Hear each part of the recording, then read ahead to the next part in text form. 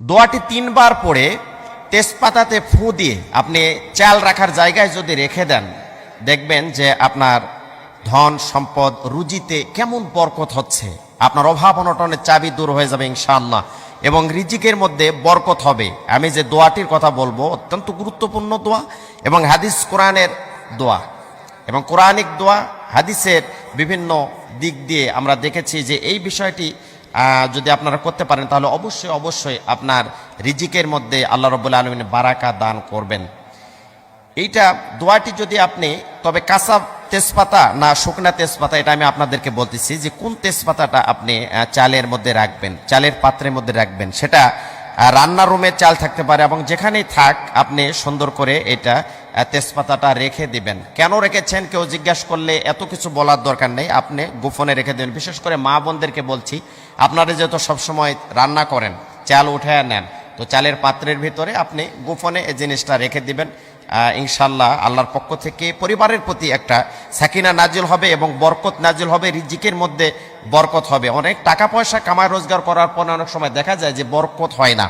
আপনার অভাব অনটন বা বিভিন্ন সময় এদিক থেকে ওদিক দেখা যায় যে একটা ঋণের বোঝা বা অভাব অনটন দেখা দিচ্ছে। অনেক ছেলে মেয়ে বাসায় আছে, আপনারা স্বামী স্ত্রীরা আছেন, টাকা পয়সা কামায় রোজগার হচ্ছে, কিন্তু তারপরে অভাবের যে একটা চাবি লেগে আছে এটা খুলে যাবে ইনশাআল্লাহ।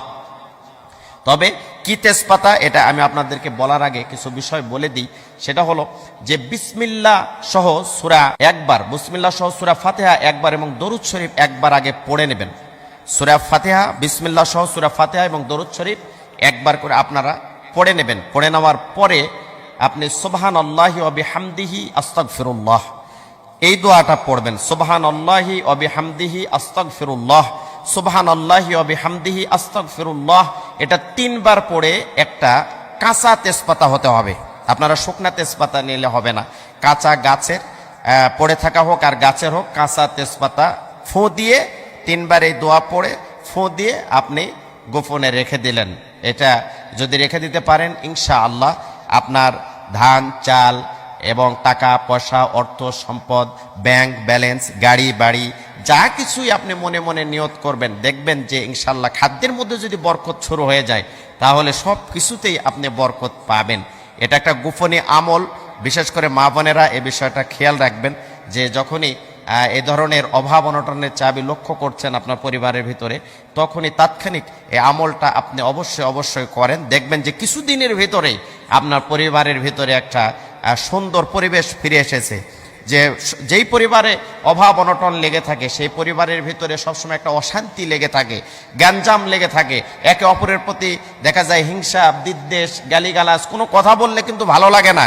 ছেলে একটা কথা বললো, রাগ হলো, কারণ পেটে খাবার নাই, পকেটে টাকা না থাকলে মানুষের মাথা কিন্তু ঠিক থাকে না, মাথা হ্যাং হয়ে যায়, মাথা কিন্তু ঠিক থাকার কথা না। এজন্য বলি মা বোনেরা খুব খেয়াল করে এ দোয়া পড়ে এ কাঁচা তেজপাতাটা চাল রাখার পাত্রের ভিতরে রেখে দেন। দেখুন কয়েকদিনের ভিতরে আপনার পরিবার একটা উজালা হবে, সব অভাব অনটনের চাবি ইনশাল্লাহ খুলে যাবে। আল্লাহ পাক আমাদের সকলের পরিবারে অভাব অনটন দূর করে আল্লাহ তোমার পক্ষ থেকে সাকিনা নাজিল করে দাও।